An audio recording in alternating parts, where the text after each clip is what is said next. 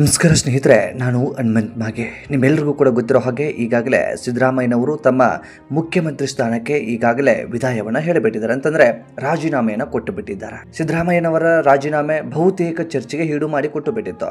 ಇದೀಗ ಎಲ್ಲದರ ನಡುವೆ ಡಿ.ಕೆ. ಶಿವಕುಮಾರ್ ಸಿದ್ದರಾಮಯ್ಯನವರ ಕಾಲಿಗೆ ನಮಸ್ಕರಿಸಿರುವಂತಹ ವಿಡಿಯೋ ಸಾಕಷ್ಟು ಸೋಷಿಯಲ್ ಮೀಡಿಯಾದಲ್ಲಿ ಸದ್ದು ಮಾಡ್ತಾ ಇತ್ತು. ಜೊತೆಗೆ ಫೋಟೋ ತುಂಬಾ ವೈರಲ್ ಕೂಡ ಆಗಿತ್ತು. ಕೆಲವೊಂದಿಷ್ಟು ಜನ ಟೀಕೆ ಮಾಡೋದಕ್ಕೆ ಪ್ರಾರಂಭಿಸಿದ್ರು, ಕೆಲವೊಂದಿಷ್ಟು ಗಿಮಿಕ್ಕು ಹಾಗೆ ಹೀಗೆ ಅಂತೇಳಿ ಕೆಲವೊಂದಿಷ್ಟು ಮಾತುಗಳು ಕೂಡ ಕೇಳಿ ಬರ್ತಾ ಇತ್ತು. ಅದರ ಬೆನ್ನಲ್ಲೇ ಡಿ.ಕೆ. ಶಿವಕುಮಾರ್ ಅವರೇ ಒಂದು ಕ್ಲಾರಿಟಿಯನ್ನು ಕೊಟ್ಟು ಬಿಟ್ಟಿದ್ದಾರೆ. ಏನಿದು ಕ್ಲಾರಿಟಿ ಅಂದ ಹಾಗೆ ಮುಖ್ಯಮಂತ್ರಿ ಸ್ಥಾನಕ್ಕೆ ತಾವು ಹೋಗಬಿಡ್ತಾರಾ ಏನು, ಈ ಕುರಿತಾಗಿ ಒಂದಿಷ್ಟು ಮಾಹಿತಿಯನ್ನು ಗಮನಿಸ್ತಾ ಹೋಗೋಣ. ಇದರ ಹಿಂದೆ ಹೇಗೆಲ್ಲ ಮಾತುಕತೆ ಆಗಿತ್ತು ಈ ಕುರಿತಾಗಿ ಒಟ್ಟು ಮಾಹಿತಿಯನ್ನು ಗಮನಿಸ್ತಾ ಹೋಗೋಣ. ರಾಜಕೀಯ ಗಿಮಿಕ್ಗಳೇ ಹಾಗೆ ಒಂದಿಷ್ಟು ತಮ್ಮ ಪಕ್ಷವನ್ನು ಉಳಿಸ್ಕೊಳ್ಳೋದಕ್ಕೆ ಏನು ಬೇಕಾದರೂ ಮಾಡ್ತಾರೆ, ಅಥವಾ ತಾವು ಆಡಳಿತದಲ್ಲಿ ಇರಬೇಕಾದ್ರೆ ಜನರಿಗೆ ಹೇಗೆ ಬೇಕಾದರೂ ಇವರು ಮನವನ್ನು ಹೊಲಿಸ್ತಾರೆ ಅಥವಾ ದಾರಿಯನ್ನು ತಪ್ಪಿಸ್ತಾರೆ ಅನ್ನೋದಕ್ಕೆ ಇದೊಂದು ಜೀವಂತ ಸಾಕ್ಷಿ.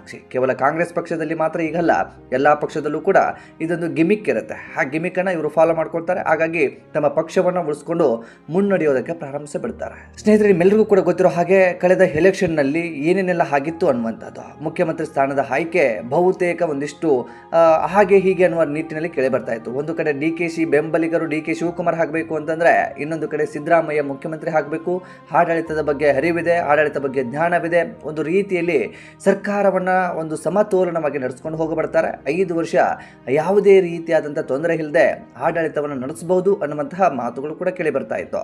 ಇದರ ಬೆನ್ನಲ್ಲೇ ಹೈಕಮಾಂಡ್ ಕೂಡ ಸಿದ್ದರಾಮಯ್ಯನವರನ್ನ ಮುಖ್ಯಮಂತ್ರಿ ಅಂತ ಹೇಳಿ ಘೋಷಣೆ ಮಾಡಿತ್ತು. ಆ ಮುಖ್ಯಮಂತ್ರಿ ಅಂತ ಹೇಳಿ ಘೋಷಣೆ ಆದ ಬಳಿಕವೂ ಕೂಡ ಡಿ.ಕೆ. ಶಿವಕುಮಾರ್ ತಡೆಯನ್ನ ತಂದಿದ್ರು. ಅದಾದ ಬಳಿಕ ಮತ್ತೆ ಕೆಲವು 2-3 ದಿನಗಳ ಕಳೆದ ನಂತರ ಒಂದು ಹಂತಕ್ಕೆ ಬಂದು ತಲುಪಿಬಿಟ್ಟಿತ್ತು. ಏನಾಗಿತ್ತು ಅಂತಂದ್ರೆ 2.5 ವರ್ಷ ಮಾತ್ರ ಸಿದ್ದರಾಮಯ್ಯ ಮುಖ್ಯಮಂತ್ರಿ ಆಗಬೇಕು, ಅದಾದ ಬಳಿಕ ರಾಜೀನಾಮೆ ಕೊಡಬೇಕು ಅಂತಂದ್ರೆ ಇಲ್ಲಿ ಹೆಸರು ಕೇಳಿ ಬಂದಿದ್ದು ಡಿ.ಕೆ. ಶಿವಕುಮಾರ್ ಅವರೇ ಮುಖ್ಯಮಂತ್ರಿ ಆಗ್ತಾರೆ ಅಂತೇಳಿ. ಅದರ ಬೆನ್ನಲ್ಲಿ ಅದು ಏನೇ ಇರ್ಬೋದು, ಹೈಕಮಾಂಡ್ ಯಾವ ರೀತಿಯಾದಂಥ ತೀರ್ಮಾನವನ್ನು ತೆಗೆದುಕೊಳ್ಳುತ್ತೋ ಅದಕ್ಕೆ ಅವರು ಬದ್ಧರಾಗಿರ್ತಾರೆ. ಆ ಬದ್ಧತೆಯನ್ನು ಅವರು ಫಾಲೋ ಮಾಡ್ಕೊಂಡು ಹೋಗಲೇಬೇಕಾಗತ್ತೆ. ಅಂತಂದ್ರೆ ಇಲ್ಲಿ ನಾವು ಯೋಚನೆ ಮಾಡಲೇಬೇಕು. 2.5 ವರ್ಷಕ್ಕೆ ಅಂತೇಳಿ ಮಾತಾಗಿತ್ತು ಅಂತೇಳಿ ಮಾತುಗಳು ಕೂಡ ಕೇಳಿ ಬರ್ತಾ ಇತ್ತು. ಆದರೆ 3 ವರ್ಷಗಳ ಕಾಲ ಸಿದ್ದರಾಮಯ್ಯನವರು ಸರ್ಕಾರವನ್ನು ನಡೆಸಿಕೊಂಡು ಬಂದರು. ಅಂತಂದ್ರೆ ಮುಖ್ಯಮಂತ್ರಿ ಸ್ಥಾನದಲ್ಲಿ ಇದ್ರು. ಯಾಕೆ 6 ತಿಂಗಳ ಕಾಲ ಮುಂದೆ ಹೋಗಿಬಿಡ್ತು ಅಂತೇಳಿ ನಿಮ್ಮಲ್ಲಿ ಒಂದು ಪ್ರಶ್ನೆ ಇರಬಹುದು. ಇಲ್ಲೇ ಒಂದು ಗಿಮಿಕ್ ಹೋಗಿಬಿಟ್ಟಿರುವಂಥದ್ದು ನಿಮ್ಮೆಲ್ಲರ ಗಮನಕ್ಕೆ ಬಂದ ಹಾಗೆ ಈಗಾಗಲೇ ಬಾಗಲಕೋಟೆ ಮತ್ತು ದಾವಣಗೆರೆ ದಕ್ಷಿಣದಲ್ಲಿ ಉಪಚುನಾವಣೆ ನಡೀತಾ ಇತ್ತು. ಈ ಸಂದರ್ಭದಲ್ಲಿ ಸಿದ್ದರಾಮಯ್ಯನವರು ರಾಜೀನಾಮೆ ಕೊಟ್ಟುಬಿಟ್ರೆ ಈ 2 ಕಡೆಗೂ ಕೂಡ ಅವರಿಗೆ ಸೋಲು ಖಚಿತ ಆಗಬಹುದು ಅನ್ನುವಂಥ ಅನುಮಾನ ಇತ್ತು. ಹಾಗಾಗಿ ಇಲ್ಲಿ ರಾಜೀನಾಮೆ ಕೊಟ್ಟುಬಿಟ್ರೆ ನಾವು ಸೋತು ಬಿಡ್ತೀವಿ. ಒಂದು ವೇಳೆ ಆ ಒಂದು ಉಪಚುನಾವಣೆಯಲ್ಲಿ ಸೋತು ಬಿಟ್ರೆ ಕಾಂಗ್ರೆಸ್ ಪಕ್ಷ ಮತ್ತೆ ಅಲ್ಲಿ ಬಹುಮತದಿಂದ ಗೆಲ್ಲದೆ ಹೋಗಿಬಿಟ್ರೆ ಮತ್ತೆ ಮುಖ್ಯಮಂತ್ರಿ ಸ್ಥಾನಕ್ಕೆ ಕುರ್ಚಿ ಅಲ್ಲಾಡೋದಕ್ಕೆ ಪ್ರಾರಂಭಿಸಿಬಿಡುತ್ತೆ. ಇತ್ತ ಸಿದ್ದರಾಮಯ್ಯನೂ ಇಲ್ಲ, ಡಿ.ಕೆ. ಶಿವಕುಮಾರ್ ಇಲ್ಲ, ಅಥವಾ ಈ ಒಂದು ಕಾಂಗ್ರೆಸ್ ಪಕ್ಷದಲ್ಲಿ ಯಾರ್ಯಾರೆಲ್ಲ ಆಕಾಂಕ್ಷಿಗಳಿದ್ದಾರೋ ಎಲ್ಲರೂ ಕೂಡ ಬಾಯಿ ಬಡ್ಕೊಳ್ಬೇಕಾದಂಥ ಪರಿಸ್ಥಿತಿ ಬರುತ್ತೆ. ಹಾಗಾಗಿ ಏನು ಮಾಡೋಣ ಅಂತಂದ್ರೆ ಈ ಒಂದು ಉಪಚುನಾವಣೆ ಮುಗಿಲಿ, ಹೇಗಾದರೂ ಮಾಡಿ ಉಪಚುನಾವಣೆಯಲ್ಲಿ 2 ಕಡೆಗೂ ಕೂಡ ಕಾಂಗ್ರೆಸ್ ಅನ್ನ ಗೆಲ್ಲಿಸಿಬಿಡೋಣ. ಅದಾದ ಬಳಿಕ ನಮ್ಮ ಕುರ್ಚಿ ಇದ್ದೇ ಇರುತ್ತೆ, ಯಾರೋ ಬಂದೇ ಕೂತ್ಕೊಳ್ತಾರೆ. ಅದಾದ ಬಳಿಕ ಏನು ಬೇಕಾದರೂ ನಾವು ಮಾಡಬಹುದು ಅನ್ನುವಂಥ ಗಿಮಿಕ್ ಈ ಕಾಂಗ್ರೆಸ್ ಪಕ್ಷದಲ್ಲಿ ನಡೆದಿತ್ತು ಅಂತ ಕಾಣಿಸುತ್ತೆ. ಆ ಒಂದು ಕಾರಣದಿಂದಾಗಿ 2.5 ವರ್ಷಕ್ಕೆ ರಾಜೀನಾಮೆ ಕೊಡಬೇಕಾಗಿರುವಂತಹ ಸಿದ್ದರಾಮಯ್ಯನವರು 3 ವರ್ಷದವರೆಗೂ ಆಡಳಿತವನ್ನು ನಡೆಸ್ತಾರೆ. ಇಲ್ಲಿಗೆ ಆಡಳಿತವನ್ನು ನಡೆಸುವ ಮೂಲಕ ತಮ್ಮದೇ ಆದಂತಹ ದಾಖಲೆಯನ್ನು ಸೃಷ್ಟಿ ಮಾಡ್ತಾರೆ. ಅತಿ ಹೆಚ್ಚು ಕಾಲ ಮುಖ್ಯಮಂತ್ರಿ ಆಗಿರುವಂತದ್ದು ಬೇರೆ ಬೇರೆ ರೀತಿಯಾದಂತಹ ಒಂದಿಷ್ಟು ಅವರು ಮಾಡ್ಕೊಂಡಿದ್ದಾರೆ. ಸ್ನೇಹಿತರೆ, ಕೊನೆಗೂ ಉಪಚುನಾವಣೆ ನಡೆದೋಯ್ತು. 2 ಕಡೆಗೂ ಕೂಡ ಕಾಂಗ್ರೆಸ್ ಪಕ್ಷ ಗೆಲುವನ್ನ ಸಾಧಿಸಿತು. ಇದರ ರಿಸಲ್ಟ್ ಬಂದ ಬೆನ್ನಲ್ಲೇ ಇದೀಗ ಮುಖ್ಯಮಂತ್ರಿಯ ಸೀಟ್ ಅಲ್ಲಾಡೋದಕ್ಕೆ ಪ್ರಾರಂಭಿಸಬಿಡ್ತು. ಹೈಕಮಾಂಡ್ ಮಾರ್ಗದರ್ಶನವೂ ಕೂಡ ಬಂತು. ಸಿದ್ದರಾಮಯ್ಯನವರಿಗೆ ರಾಜೀನಾಮೆ ಕೊಡಬೇಕು ಅನ್ನುವಂಥ ಆದೇಶವು ಕೂಡ ಹೊರಡಿಸಿತು. ಅದಾದ ಬಳಿಕ ಸಿದ್ದರಾಮಯ್ಯನವರು ಹೈಕಮಾಂಡ್ ಹೇಳಿದಂಥ ಮಾತನ್ನ ಕೇಳಲೇಬೇಕಾದಂಥ ಅನಿವಾರ್ಯತೆ ಇತ್ತು. ಹಾಗಾಗಿ ಇದೀಗ ರಾಜೀನಾಮೆಯನ್ನು ಕೂಡ ಕೊಟ್ಟು ಬಿಟ್ರು. ಇದರ ಬೆನ್ನಲ್ಲೇ ಡಿ.ಕೆ. ಶಿವಕುಮಾರ್ ಮುಖ್ಯಮಂತ್ರಿ ಆಗ್ತಾರೆ ಅನ್ನುವಂಥ ಮಾತುಗಳು ಕೂಡ ಕೇಳಿ ಬರ್ತಾ ಇತ್ತು. ಬಹುತೇಕ ಜನರು ಆ ವ್ಯಕ್ತಿನೇ ಆಗಬಾರ್ದು ಅನ್ನುವಂಥ ಮಾತುಗಳು ಕೂಡ ಕೇಳಿ ಬರ್ತಾ ಇದ್ದಾವೆ. ಕಾರಣ ಬಹುತೇಕ ಬೇರೆ ಬೇರೆ ಏನೋ ಇರಬಹುದು, ಆ ವ್ಯಕ್ತಿಯ ನಡವಳಿಕೆ ಇರಬಹುದು, ಅಥವಾ ಅವನಿಗೆ ಆಡಳಿತದ ವ್ಯವಸ್ಥೆ ಗೊತ್ತಿಲ್ಲ, ಆ ವ್ಯಕ್ತಿಗೆ ಆಡಳಿತವನ್ನು ಹೇಗೆ ನಡೆಸ್ಕೊಂಡು ಹೋಗಬೇಕು ಅನ್ನುವಂಥ ಗ್ರಿಪ್ ಇಲ್ಲ ಅನ್ನುವಂಥ ಮಾತುಗಳು ಕೂಡ ಕೇಳಿ ಬರ್ತಾ ಇದ್ವು. ಅದೇನೇ ಬೇರೆ ಬೇರೆ ಅಭಿಪ್ರಾಯಗಳಿರ್ಬೋದು. ನಿಮ್ಮ ಅಭಿಪ್ರಾಯ ಬೇರೆ ರೀತಿ ಆದ್ರೆ ಇನ್ನೊಬ್ಬರ ಅಭಿಪ್ರಾಯ ಬೇರೆ ರೀತಿಯಾಗಿ ಇರುತ್ತೆ. ಇದು ಪಕ್ಷದಲ್ಲೇ ಕೆಲವೊಂದಿಷ್ಟು ಕೇಳಿ ಬರ್ತಾ ಇರುವಂತ ಮಾತುಗಳು. ಇದರ ಬೆನ್ನಲ್ಲೇ ಯಾರು ಮುಖ್ಯಮಂತ್ರಿ ಆಗ್ತಾರೆ ಅನ್ನುವಂತ ಕುತೂಹಲ ಬಹುತೇಕ ನಿಮ್ಮೆಲ್ಲರಲ್ಲೂ ಕೂಡ ಇದೆ. ಇದರ ಬೆನ್ನಲ್ಲೇ ನಿಮ್ಮೆಲ್ಲರ ಗಮನಕ್ಕೆ ಇದ್ದಾಗೆ ಸಿದ್ದರಾಮಯ್ಯನವರ ಕಾಲನ್ನ ಡಿ.ಕೆ. ಶಿವಕುಮಾರ್ ನಮಸ್ಕಾರ ಮಾಡ್ತಾ ಇರುವಂತ ಫೋಟೋ ಸಾಕಷ್ಟು ಸದ್ದು ಮಾಡ್ತಾ ಇತ್ತು. ಇದರ ಬೆನ್ನಲ್ಲೇ ಇದೀಗ ಒಂದು ಪೋಸ್ಟ್ ಅನ್ನು ಕೂಡ ಶಿವಕುಮಾರ್ ಅವರು ಹಂಚಿಕೊಂಡು ಬಿಟ್ಟಿದ್ದಾರೆ. ಏನು ಎಂಬುದನ್ನ ಗಮನಿಸ್ತಾ ಹೋಗೋಣ. ದೇವರು ವರವನ್ನು ಕೊಡಲ್ಲ, ಶಾಪವನ್ನು ಕೊಡಲ್ಲ, ಅವಕಾಶ ಮಾತ್ರ ಕೊಡ್ತಾನೆ. ಆ ಕೊಟ್ಟಿರುವ ಅವಕಾಶದಲ್ಲಿ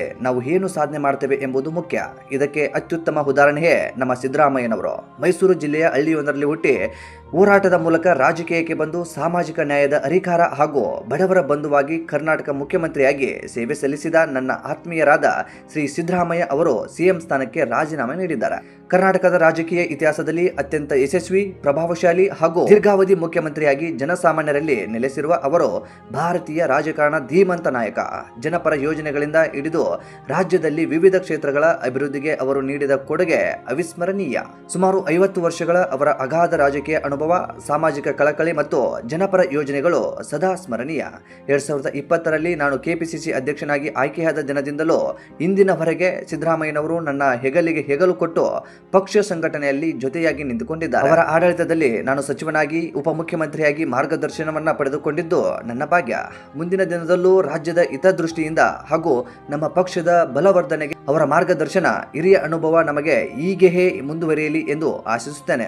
ಕರ್ನಾಟಕ ಪ್ರಗತಿಗಾಗಿ ನಾವೆಲ್ಲರೂ ಒಟ್ಟಾಗಿ ನಡೆಯೋಣ ಎಂದು ಡಿ.ಕೆ. ಶಿವಕುಮಾರ್ ಪೋಸ್ಟ್ ಅನ್ನು ಹಂಚಿಕೊಂಡಿದ್ದಾರೆ. ಇದರ ಬೆನ್ನಲ್ಲೇ ಒಂದು ಸುದ್ದಿಗೋಷ್ಠಿಯನ್ನು ಕೂಡ ಮಾಡಲಾಗಿತ್ತು. ರಾಜೀನಾಮೆಯ ನಂತರ ನಡೆದ ಪತ್ರಿಕಾಗೋಷ್ಠಿಯಲ್ಲಿ ನಿನ್ನೆ ಸಿದ್ದರಾಮಯ್ಯ ಮತ್ತು ಡಿ.ಕೆ. ಶಿವಕುಮಾರ್ ಇಬ್ಬರು ಕೂಡ ಒಟ್ಟಾಗೆ ಕಾಣಿಸಿಕೊಂಡಿದ್ರು. ಈ ವೇಳೆ ಸಿದ್ದರಾಮಯ್ಯ ಅವರು ಡಿ.ಕೆ. ಶಿವಕುಮಾರ್ ಅವರ ಕೈ ಹಿಡಿದು ಮೇಲಕ್ಕೆ ಎತ್ತಿದ್ರು. ಪಕ್ಷದ ಒಗ್ಗಟ್ಟನ್ನ ಪ್ರದರ್ಶನ ಕೂಡ ಮಾಡಿದ್ರು. ರಾಜೀನಾಮೆಯ ನಂತರ ಹೊಸ ಸರ್ಕಾರ ರಚನೆ ಮತ್ತು ಮುಂದಿನ ನಡೆಗಳ ಬಗ್ಗೆ ಚರ್ಚಿಸಲು ಸಿದ್ದರಾಮಯ್ಯ ದೆಹಲಿಗೆ ತೆರಳಿ ಹೈಕಮಾಂಡ್ ನಾಯಕರನ್ನ ಭೇಟಿ ಕೂಡ ಆಗಿದ್ರು. ಕರ್ನಾಟಕ ಪ್ರವೇಶ ಕಾಂಗ್ರೆಸ್ ಸಮಿತಿಯು ಕೂಡ ಒಂದು ಪೋಸ್ಟ್ ನ ಹಂಚಿಕೊಂಡಿತ್ತು. ಅಂತಂದ್ರೆ ಕೆಪಿಸಿಸಿ ತನ್ನ ಸಾಮಾಜಿಕ ಜಾಲತಾಣದಲ್ಲಿ ಒಂದು ಪೋಸ್ಟ್ ಅನ್ನು ಹಂಚಿಕೊಂಡಿತ್ತು.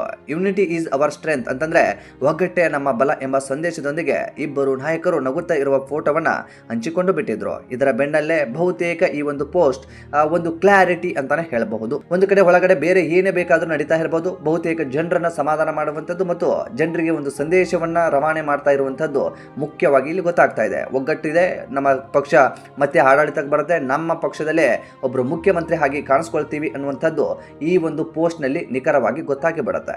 ಈ ರೀತಿಯಾದಂತಹ ಒಂದು ಆಡಳಿತ ವ್ಯವಸ್ಥೆ, ಈ ರೀತಿಯಾಗಿ ಒಟ್ಟಾರೆಯಾಗಿ ನಡೆದಿರುವಂತಹ ಒಂದು ಅಸಲಿ ಸತ್ಯಾಸತ್ಯತೆ ಇದು ನಿಮ್ಮೆಲ್ಲರ ಗಮನಕ್ಕೂ ಈಗಾಗಲೇ ಬಂದಿದೆ ಅಂತ ಹೇಳಿ ಅನ್ಕೋತೀನಿ. ಆದರೂ ಕೂಡ ನಿಮಗೆ ಒಂದಿಷ್ಟು ಸಂಕ್ಷಿಪ್ತವಾಗಿ ಈ ಕುರಿತಾಗಿ ಮಾಹಿತಿಯನ್ನು ಹಂಚ್ಕೊಳ್ಬೇಕಾಗಿತ್ತು. ಹಾಗಾಗಿ ಒಂದಿಷ್ಟು ಮಾಹಿತಿಯನ್ನು ಹಂಚ್ಕೊಂಡಿದ್ದಾರೆ.